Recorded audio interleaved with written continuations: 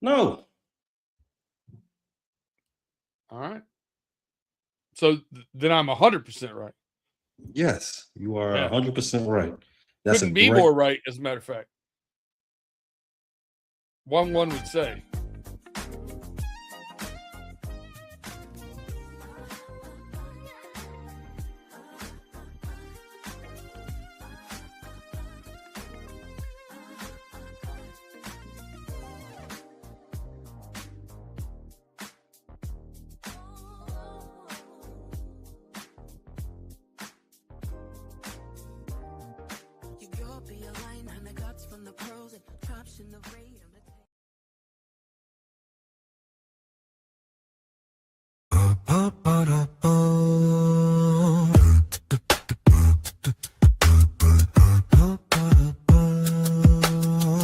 Yeah. Friday night.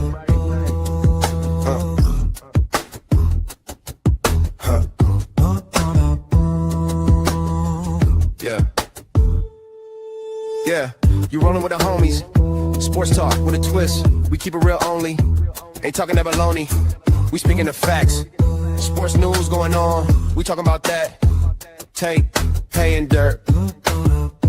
We gon' bring the noise. Friday nights are better when you hang with the boys. Yeah, yeah, yeah, yeah. Cause it's Friday, you ain't got no job, and you ain't got shit to do. You gonna learn. Oh yeah, you gonna learn. You are now about to witness the strength of street knowledge. You need anything at all, I drop it off for y'all if my homies call.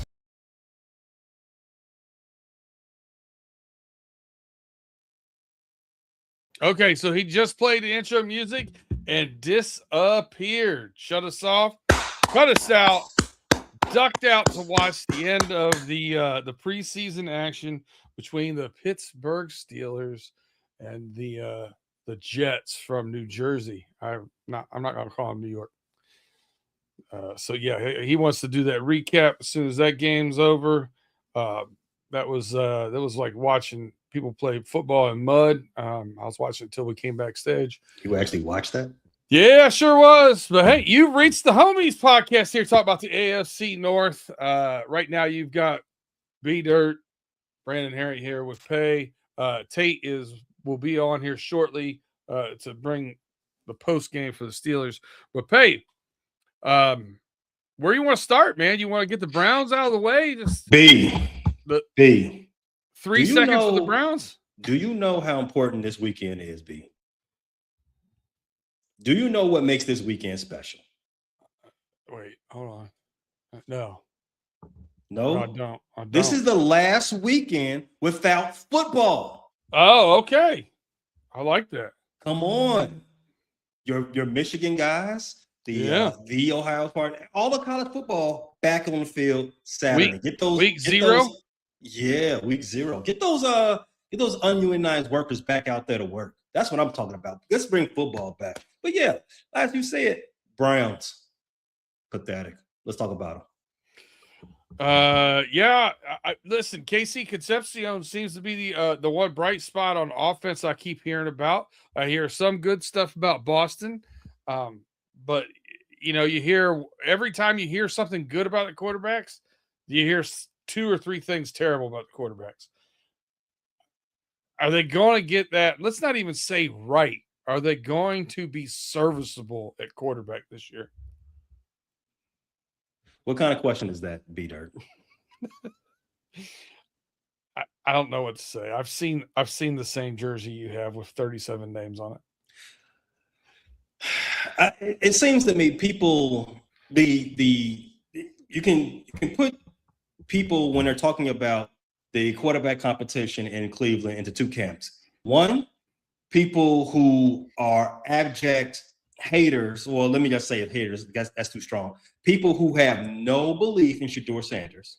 And the other camp is people who think quarterbacking is just like riding a bike, because that's what they think Deshaun Watson can do. He just roll out of bed, flip a switch, and can play Pro Bowl level quarterback, and something he hasn't done in 5 years. It's not riding the bike. He need reps. He barely plays. He doesn't get the reps. who he is the last time you saw him on the field, that's exactly who he is. And I don't think that player is much better than Shedeur Sanders. Yeah, it's one of those things. I picked him to win the starting job for the Browns this year, and I wasn't saying nearly as much good things about him as I was bad things about everybody else. I didn't trust anybody else in the room. I mean, I don't trust him either in more than one way, but yeah, man, that's a good thing not to do. Don't do that. Yeah, I just don't know. I feel like it's going to be the same Browns that we've seen in recent years, where they have a good defense and a stale offense. I think the Browns are going to. I think the Browns are going to be a very terrible team. They're going for a quarterback in the draft. That's what they're going to do. They're going to punt this season, as they should, and go right back and just go right back into the quarterback pool. If you don't have a quarterback, because they don't, keep drafting one until you do. So everybody that stubs their toe this year or has a hangnail or whatever, you're going to sit this game out. Why not? Yeah. I mean, playing is about the same. Who do they play this weekend? I don't know. Just don't make me watch it. I'm looking at the schedule for this weekend's preseason games. The Browns will be playing the Buffalo Bills. They're actually down. They're actually 2.5-point faves. God, I can't even gamble on preseason, man. I just want to. Have you seen people that do preseason fantasy? Yes. The wildest shit I've ever seen. Is it? Yeah. Is it the wildest? As far as fantasy football goes, yes. Okay. Yeah, it's maximum boredom. That's what that is to me. Maximum boredom. Degenerate at the highest level. I have no time for fantasy preseason. Do you think I have the amount of time to be learning third stringers on different teams? No. And listen, it looks like the AFC North is kind of the Browns are the one exception. Everybody who has their quarterback set is sitting their quarterbacks, sitting their starters, really. We saw the Steelers do that this evening. We know the Ravens are not going to start Lamar Jackson, or I don't know that they're starting any of their starters either against the Vikings. I know Kyler Murray's not starting. So is this I think we've had a couple years now of testing out, like, do you play your starters in week one? If you remember back, it was always they played one quarter, 2 quarters, sat, and then played a half in the fourth game. So they always sat that third game and then played the fourth. So do you think we've gotten to that now where you're going to play a little bit the first game, none in the second game, and a little bit in the third game to ramp up for the season? Is that where we're headed towards? I think we're headed towards the week where you have a joint practice. So, example you used, like your team, Cincinnati Bengals, they played their guys week 1. And then the joint practices came, everybody's not playing, right? As expected. So I think that's going to be the trend moving forward for a lot of teams, where the first week out there, you use that as a dress rehearsal. You didn't have to, you want to get your guys in front of somebody else. You want to have some live drills going on out there. And basically, like I said, a dress rehearsal, right? But then once the joint practices come in, it's more of a controlled atmosphere. You can have even more work, more reps, more, and when I say more reps, the Chicago Bears and the Cincinnati Bengals, segue, they had their joint practices this week. That's right. Hearing from the Bears beat reporters and everybody that's in town, Cincinnati's a beautiful city. Can't wait to be there in a couple of weeks. But back to the football. Everything that I'm hearing, well, one of the things that I'm hearing is that the Bears and the Bengals, their starters, got like 60 reps in. You can't get 60 reps in a preseason game. You get maybe a series. No, and the things I like about those controlled practices like that are twofold. One, they don't hit your biggest asset. Yeah. Caleb Williams and Joe Burrow, neither one got hit. Thankfully, that's a big deal. Thankfully, because Dexter Lawrence, he was a madman out there. That guy, Sexy Dexy, he's a cheat code. He had a pick. He had a pick yesterday. Miles Murphy had back-to-back sacks and a 2-minute drive. It's that guy. And you know what? Shout out to me. Clap it up for me. I told you guys, your lines, your defense, everything has been improving, gradually the last couple of seasons. I said in the offseason, I like where the Bengals are going. The one thing I know about the Bengals right now, they are extremely long. Pause. They are a very long team. I think the average wingspan across your offensive line is what, 6'6"? Yeah, big guys. Those edge rushers are 6'8".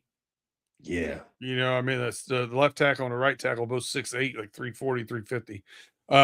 Speaking of which, Orlando Brown Jr. had his best day against the Bears that he's had so far this preseason. And it does take him a little bit longer in the tooth, right? Takes him a little bit longer to get going. But he feels like he's in the right place now and didn't give up pressure yesterday. So that was a big win after what we saw in that first preseason game where he got blown up by a third string defensive end. What do you think? Who do you think between the Bears and the Bengals, who won the practice?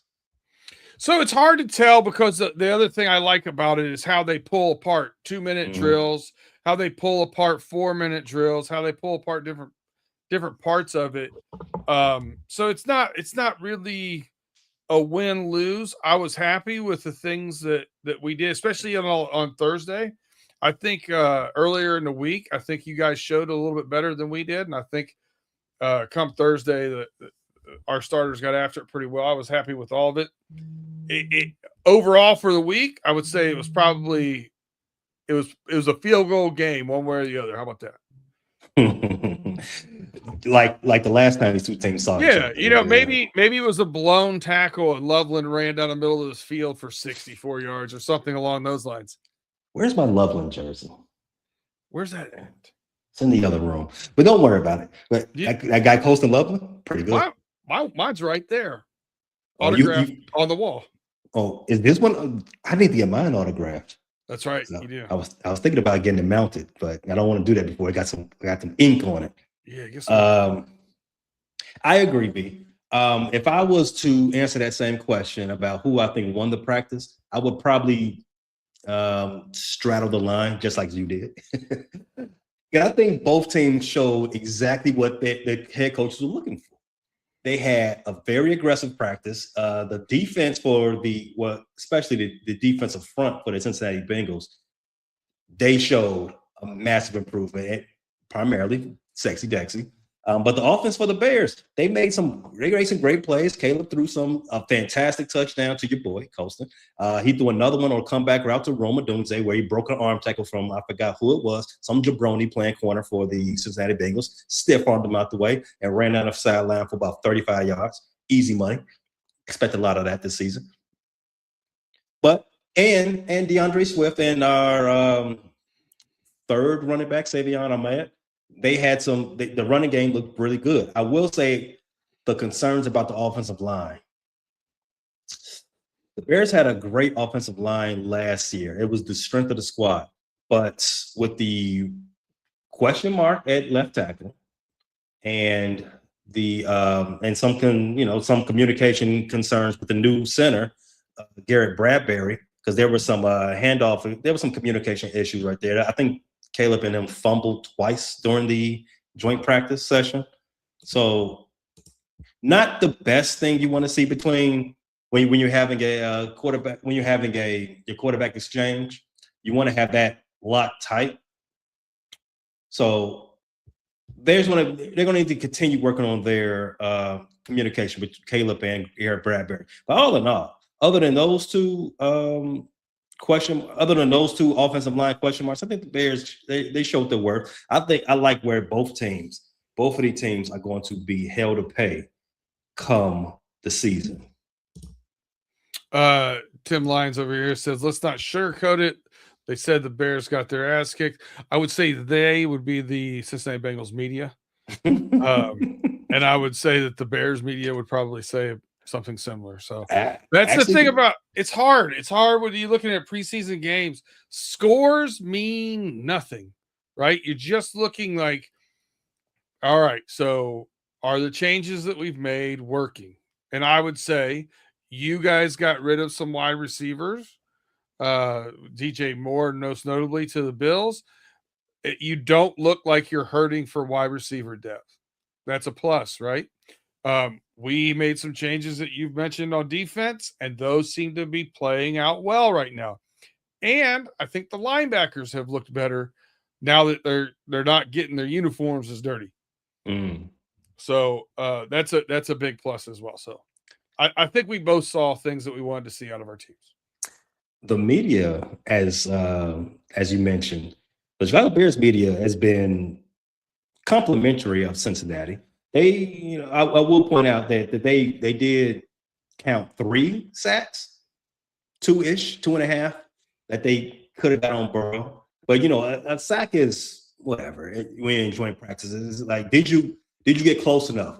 Let's grade it a sack. Well, I mean, in a real game, he could have threw it away. He could have scrambled it away. You don't know if it's a real sack, but there were times in which the Bears defensive line did get in Joe Burrow's space, and I think he threw 2 picks. 1 to rookie Dylan Thiedemann. Shout out to him.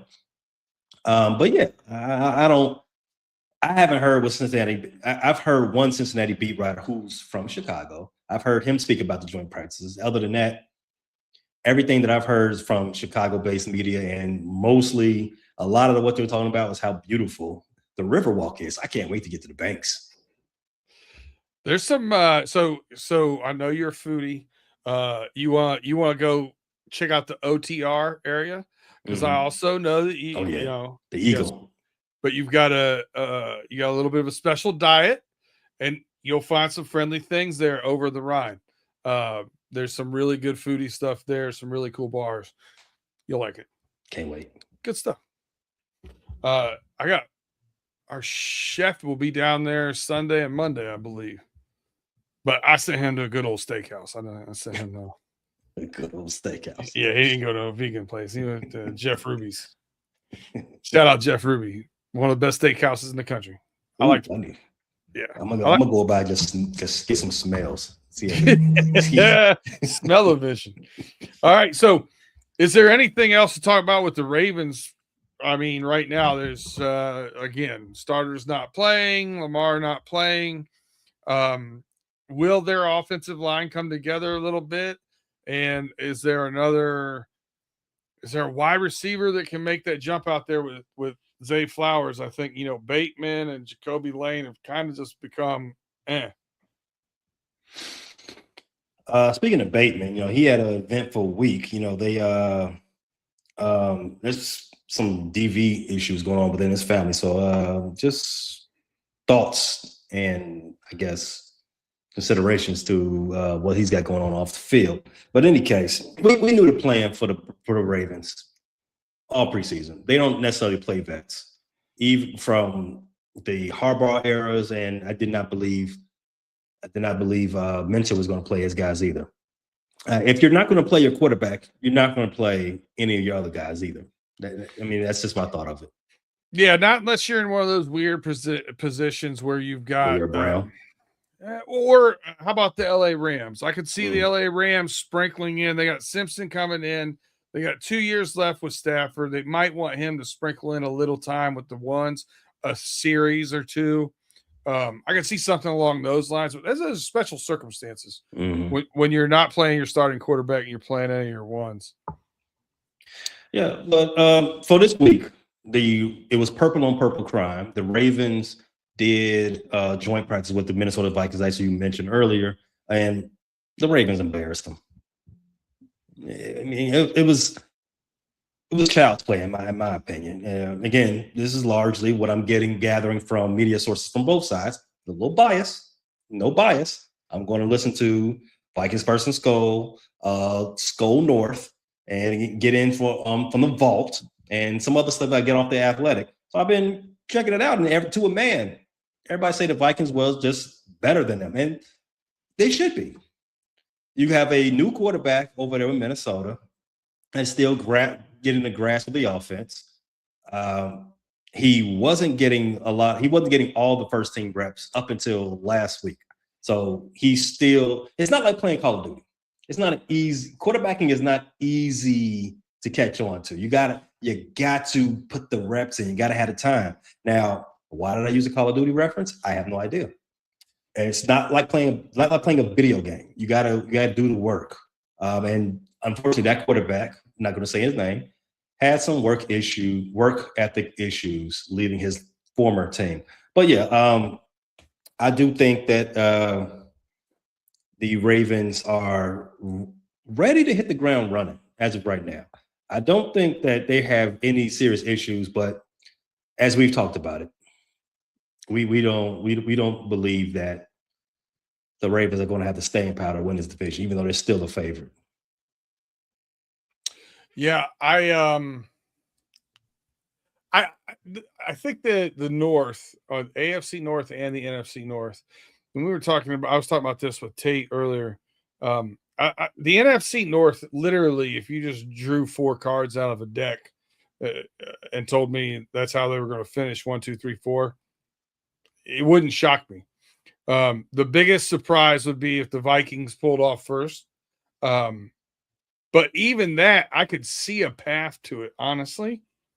But I have the Bears first, Lions second, Green Bay sliding to third, and the Vikings in fourth. But I think it's going to be real bunched up. I don't think you're going to have a 5-12 team. No. Very, very good. I think that, and probably the NFC West is the two best in football as far as divisions go. And then I would look over the AFC and look at the AFC West, AFC North, depending on how things shake out this year. Yeah, but the AFC West and AFC North have the the Browns and Chiefs holding them down. So that's the one thing. I think that if you go to the AFC West, would I be surprised if the Chiefs won this year? Yes. Would I be shocked? No. And it's kind of like that Minnesota Vikings thing. Would I be shocked if the Browns won the AFC North? Yes. I think that's the one difference. I think that would shock me just because of their instability at quarterback. We got Daniel Hall here. He says, know-it-alls Tate, Broderick Jones got to go. I need a hitman. A hitman. Matter of fact, I need to get a monster to show up in New York and end Broderick today. Because what was that? Do you still have that receipt for Broderick Jones? It was a couple of years back. Former co-host used to do this show. I forget his name. And it was, I believe, there was a over-under with his name attached to it. I do not recall what it was, but it's since people want him to go now, I think that's a good time to bring that back up. Hold on a second. Let's see what we got here. Well, we got Kenny Pickett will be offensive rookie of the year. That's not it. Whoa. That's definitely not it. Daniel Jones will outrush Lamar Jackson. That's not it. There's 146 left in the Pittsburgh Steelers game. Jets up 17-0.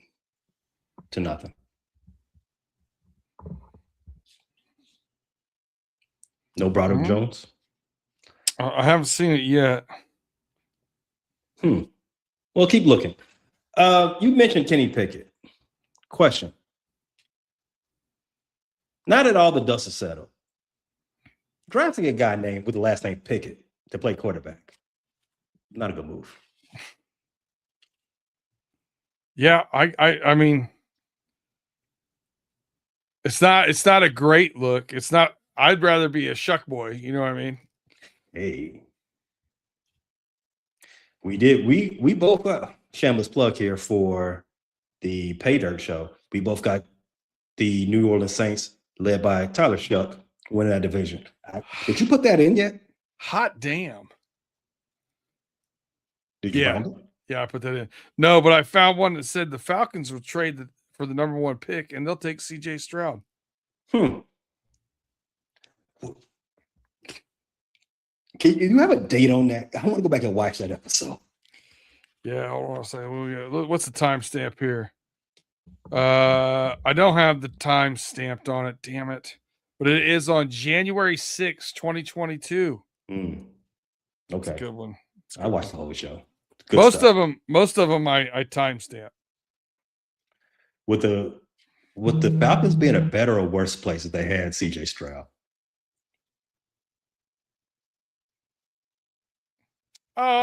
Slightly better. Oh, shoot.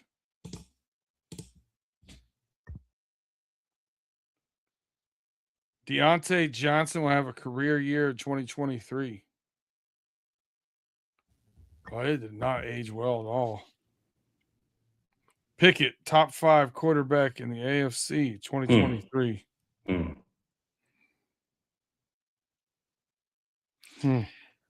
Yeah, we do got to start making some hot takes, B. Yeah, I want to. Oh, there's some goodies in here. Yeah, we got to bring that back. We need more entries into that hot take book. Boy, they really liked Kenny Pickett. I forgot how much everybody over here liked Kenny Pickett. Really? Kenny Pickett will have more wins in the playoffs than Lamar Jackson. Oh, I remember that one.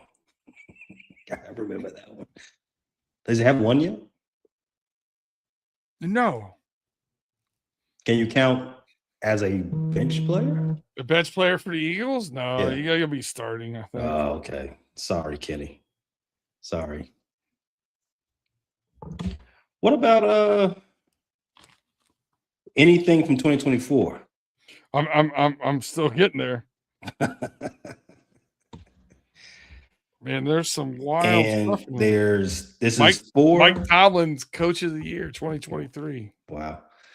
4 seconds left in the Jets-Pittsburgh game. Pittsburgh still has the ball. Here's my favorite of all time, and it never will go away. Tate called an All-Ohio World Series in 2023. That's right. Reds versus the Indians, baby. Or Guardians, excuse me. Oof. That's a fine. I don't that take and what you said. Oh, I have a pretty bad one here. Sauce Gardner will go down as the top 10 corner of all time. Not going to happen. Still time. Still a lot of time left on that one. Still got some time for that one to cash out there, B. I got faith. Have faith in you. The other NFL games playing tonight. Carolina is up 27-6 over the Jacksonville Jaguars. The Jets and Pittsburgh just went final, and the Green Bay Packers are tied with the Denver Broncos 7-7 start of the second quarter. Let's get this Jets Steelers post-game recap started. What did you say? I'm getting into 2024 now. What do you got? Rome Odunze will be gone by 16, second receiver off the board.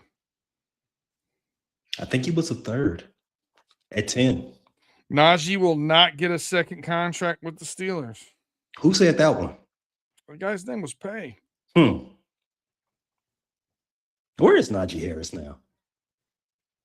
Giants. Just signed with the Giants, yeah.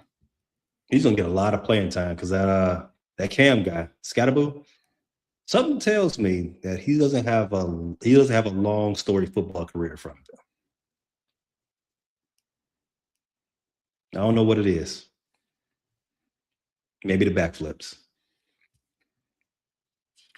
Maybe the concussions. We got bored and got into some basketball talk here. Well, when do we do basketball talk? Yeah, I don't know. This is back in the overtime days. What was overtime? Never heard of that. Who the? I would never wear a hat like that.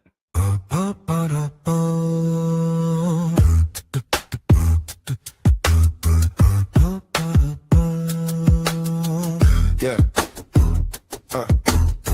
Friday night.